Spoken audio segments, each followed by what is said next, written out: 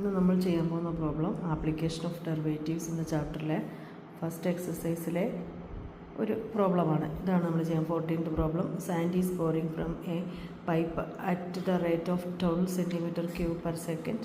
The falling sand form a cone on the ground in such a way that the height of the cone is always 1/6 of the radius of the base. How fast is the height of the sand cone increasing when height is 4 cm? ഈ ക്വസ്റ്റ്യനാണ് നമ്മളിത് ചെയ്യാൻ പോകുന്നത്. അപ്പോൾ നമുക്ക് തന്നിരിക്കുന്നത് sand is pouring from a pipe at rate of 12 cm³ per second എന്ന് പറഞ്ഞാൽ volume, rate of change of വോളിയമാണ് തന്നിരിക്കുന്നത്. dV/dt ആണ് നമുക്കിത് തന്നിരിക്കുന്നത്. അതാണ് 12 cm³ per second എന്നുള്ള വോളിയമാണ് തന്നിരിക്കുന്നത്. Rate of change of വോളിയമാണ്.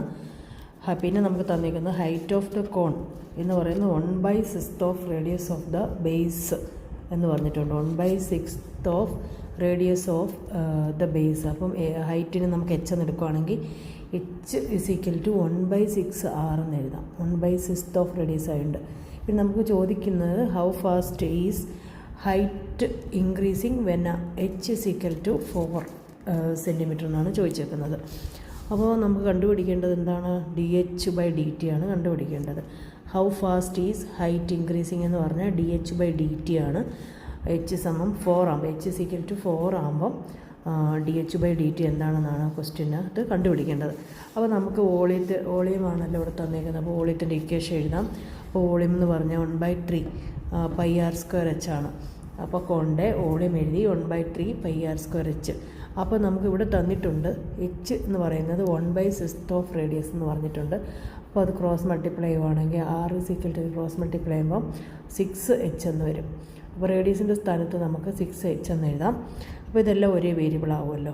അപ്പോൾ 6h ദ ഹോൾ സ്ക്വയർ എന്നാക്കി ആറിൻ്റെ സ്ഥാനത്ത് 6h ഇട്ട് കൊടുത്തു. 6h the whole square into H അതുപോലെ എഴുതി. ഇപ്പോൾ ഇവിടെ എന്ന് പറയുമ്പോൾ 6ൻ്റെ സ്ക്വയർ 36, എച്ചിൻ്റെ സ്ക്വയർ. അപ്പോൾ നമുക്ക് എച്ച് സ്ക്വയറും ഈ എച്ചും കൂടി ചേർത്ത് നമുക്ക് h³ എന്ന് എഴുതാം. അപ്പോൾ നമുക്കിതിനെ രണ്ടിനും കൂടെ കട്ട് ചെയ്തിട്ട് 12 πh³ എന്ന് നമുക്ക് വോളിയം നമുക്ക് മാറ്റി എഴുതാം. എന്നിട്ട് നമുക്കിതിന് ഡെറിവേറ്റീവ് എടുക്കാം.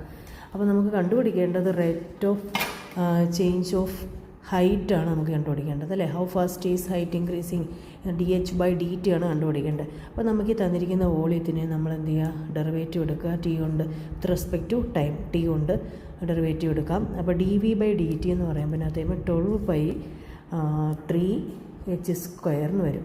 h³ ഡെറിവേറ്റീവ് 12π എന്ന് പറയുമ്പോൾ കോൺസ്റ്റൻ്റ് ആണ്. അപ്പോൾ 12π into h³ 3h² into dH/dt. എച്ചിനെ നമ്മൾ ടി കൊണ്ടാണ് ഡെറിവേറ്റീവ് എടുക്കുന്നത്. അപ്പോൾ 3h² മാത്രം എഴുതിയാൽ പോരാ, ഇൻറ്റു dH/dt എന്നും കൂടി എഴുതണം. ഇവിടെ നമുക്ക് dV/dt തന്നിട്ടുണ്ട്. ക്വസ്റ്റിനകത്ത് തന്നെ തന്നിട്ടുണ്ടായിരുന്നു 12 എന്ന്. അപ്പോൾ നമുക്കതവിടെ സബ്സ്റ്റിറ്റ്യൂട്ട് ചെയ്യാം. 12 ഈസ് ഈക്വൽ ടു, അപ്പോൾ ഇത് 12 ഇൻറ്റു 3 എന്ന് പറയുമ്പോൾ 36 പൈ ഇങ്ങോട്ട് മാറ്റി ചെയ്ത് കോൺസ്റ്റൻ്റ് ആണല്ലോ. h² dH/dt. ഇതിൽ നമ്മൾക്ക് തന്നിരിക്കുന്നത് dV/dt തന്നിട്ടുണ്ട്. അപ്പോൾ നമ്മൾ ആദ്യമേ അത് സബ്സ്റ്റിറ്റ്യൂട്ട് ചെയ്തു. ഓക്കെ, ഇനി നമ്മൾ ചോദിച്ചേക്കുന്നത് h ഇസ് ഈക്വൽ ടു 4 ആകുമ്പം dH/dt വാല്യൂ ആണ്. അപ്പോൾ h ഉള്ള സ്ഥാനത്ത് നമുക്ക് 4 എന്ന് കൊടുക്കാം. അപ്പോൾ നമുക്ക് ഇതിനകത്ത് കൊടുക്കുമ്പം 4ൻ്റെ സ്ക്വയർ h² എന്നുള്ളത് 4ൻ്റെ സ്ക്വയർ വരും ഇൻറ്റു dH/dt എന്ന് വരും. അപ്പോൾ ഈ തന്നിരിക്കുന്ന ഇപ്പോൾ നമുക്ക് കിട്ടിയിരിക്കുന്ന ഇക്വേഷനകത്ത് എച്ചിന് നമ്മൾ 4 ഇട്ട് കൊടുക്കുന്നു. അപ്പോൾ നമുക്ക് എന്ത് വരും?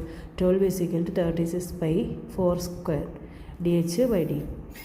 അപ്പോൾ dH/dt വാല്യൂ ആണ് നമുക്ക് കാണേണ്ടത്. അപ്പോൾ നമ്മൾ എന്താ ചെയ്യേണ്ടത്? ഈ 4ൻ്റെ സ്ക്വയർ എന്ന് പറയുമ്പോൾ 16 വരും. 16 ഇൻറ്റു 36 576 എന്ന് വരും.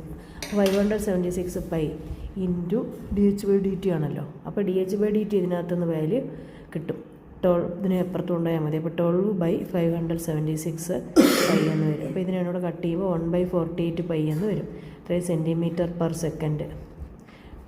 ഹൈറ്റ് എന്ന് പറയുമ്പോൾ സെൻറ്റിമീറ്റർ ആണ്, ടൈം ആയതുകൊണ്ട് സെക്കൻഡ്. അപ്പോൾ cm/s എന്ന് പറയും.